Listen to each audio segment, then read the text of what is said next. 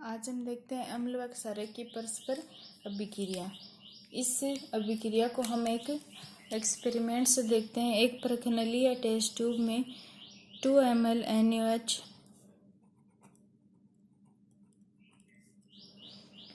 और 2 बूंद या 2 ड्रॉप्स फिनोल्फ्थेलिन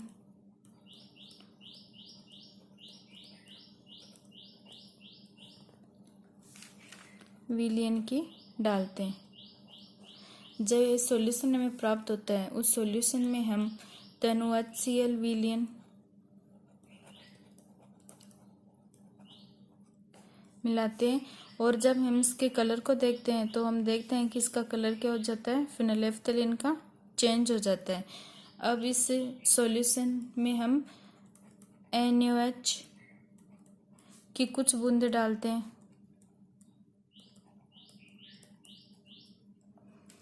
तो जो फिनोल्फ्थेलिन है उसका कलर वापस क्या हो जाता है, पिंक या गुलाबी कलर हो जाता है।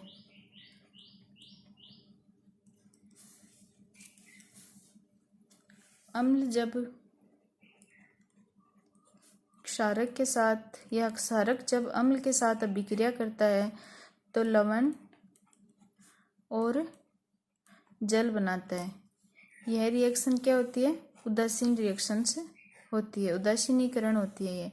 इसमें जो अम्ल है वो तो जो क्षारक के प्रेक्षित प्रभाव है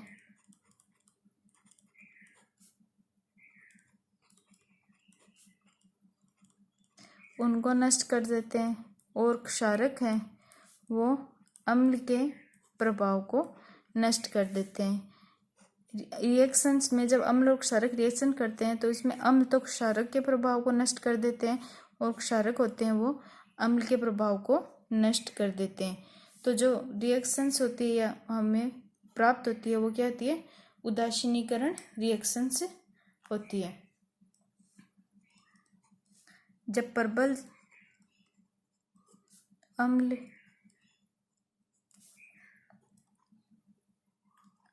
दुर्बल क्षारक के साथ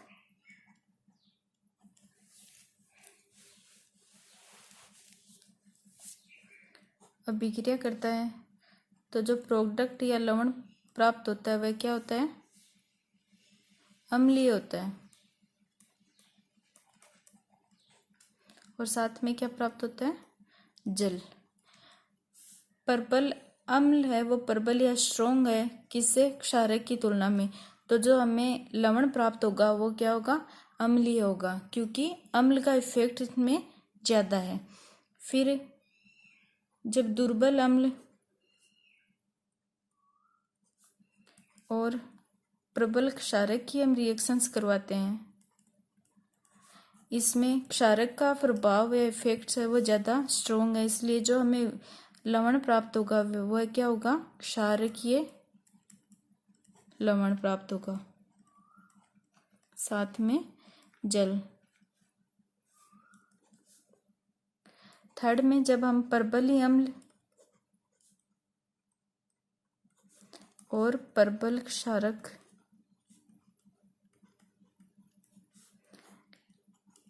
लेकर अभिक्रिया करवाते हैं तो इनमें जो अम्ल है वह भी स्ट्रोंग है और जो क्षारक है वह भी स्ट्रोंग है।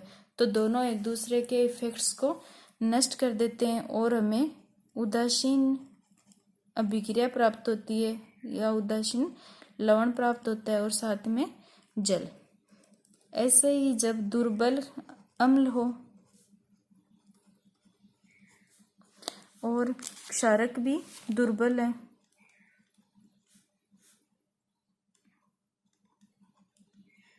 तो जो अभिक्रिया होगी वह भी उदासीन होगी, क्योंकि इसमें वीक अम्ल भी वीक है और क्षारक भी वीक है।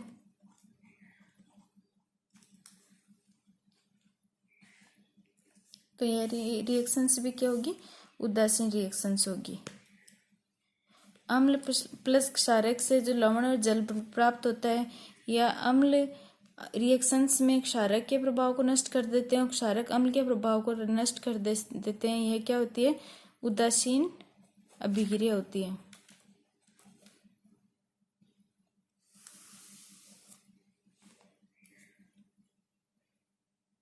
अब देखते हैं अम्लों के साथ धात्विक ऑक्साइडों की अभिक्रिया।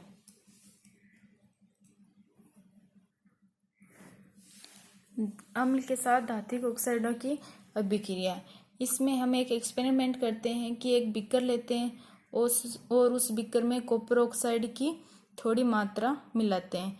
अब इस बीकर को हिलाते हुए इसमें धीरे धीरे तनु हाइड्रोक्लोरिक अम्ल मिलाते हैं। जब हम इस विलियन का कलर देखते हैं तो वह क्या हो जाता है, चेंज हो जाता है। धातु ऑक्साइड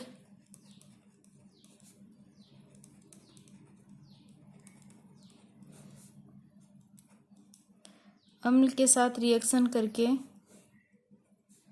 लवण और जल बनाते हैं।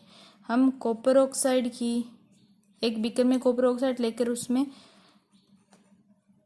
हाइड्रोक्लोरिक अम्ल मिलाते हैं। जब इस अभिक्रिया को देखते हैं तो हम Cl2 या कॉपर क्लोराइड प्लस H2O जल प्राप्त होता है। यह कॉपर ऑक्साइड है, इसका रंग क्या हो जाता है, नीला या नील हरित।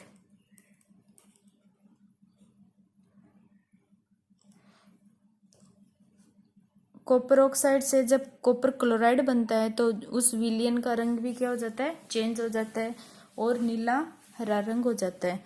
धात्विक ऑक्साइड की प्रकृति होती है वह क्या होती है, क्षारीय होती है। इसीलिए जब क्षारक अम्ल से अभिक्रिया करता है तो लवण और जल प्राप्त होता है। तब धातु ऑक्साइड की जब हम अम्ल से अभिक्रिया कराते हैं तब भी लवण और जल प्राप्त होता है। इसका मतलब क्या है कि जो धातु ऑक्साइड है वह भी क्षारीय प्रकृति का होता है। इसलिए जब धातु ऑक्साइड की अम्ल के साथ रिएक्शंस करवाते हैं तो हमें लवण और जल प्राप्त होता है।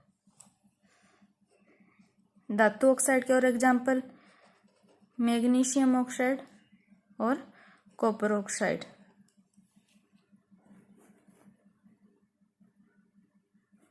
ये दोनों क्या है, धात्विक ऑक्साइड है। अब हम देखते हैं क्षारक के साथ धात्विक ऑक्साइड की अभिक्रिया।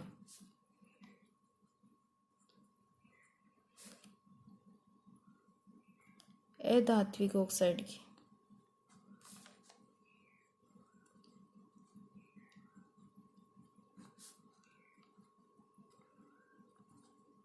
क्योंकि धात्विक ऑक्साइड होते हैं वो तो क्षारीय प्रकृति के होते हैं, तो हम क्या लेते हैं, अधात्विक ऑक्साइड।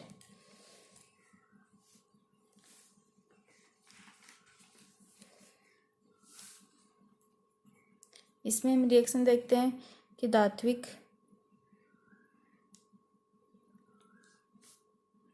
ऑक्साइड और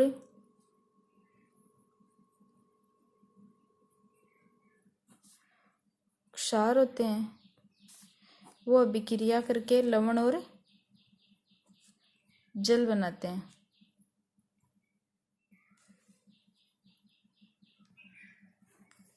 अधात्विक ऑक्साइड क्षार के साथ क्रिया करके लवण और जल बनाते हैं। हमने पीछे एक वो रिएक्शंस पढ़ी थी कार्बन डाइऑक्साइड और कैल्शियम हाइड्रोक्साइड की या चूने का पानी। जब इन दोनों के बीच अभिक्रिया होती है तो कैल्शियम हाइड्रोक्साइड क्या है, एक क्षारक है और कार्बन डाइऑक्साइड के साथ अभिक्रिया करके लवण और जल बनाता है।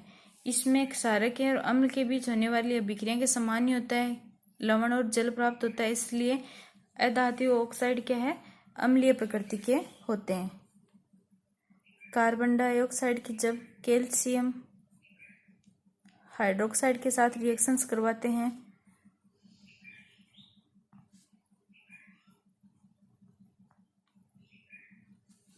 तो लवण और जल का निर्माण होता है। जब हम अम्ल और क्षार की रिएक्शन करवाते हैं तब भी लवण और जल का निर्माण होता है। इसका मतलब क्या, कैल्शियम हाइड्रोक्साइड क्या है, यहाँ पे अम्लीय प्रकृति का होता है, जो क्या करता है, CO2 के साथ रिएक्शंस करके CaCO3 और H2O बनाता है। अधातुक ऑक्साइड है अम्लीय प्रकृति के।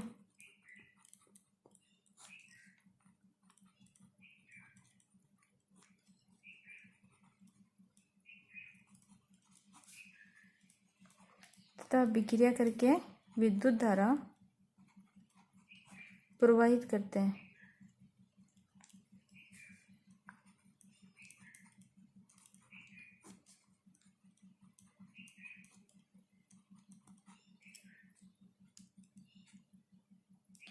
अम्ल और क्षारक में समानताएं।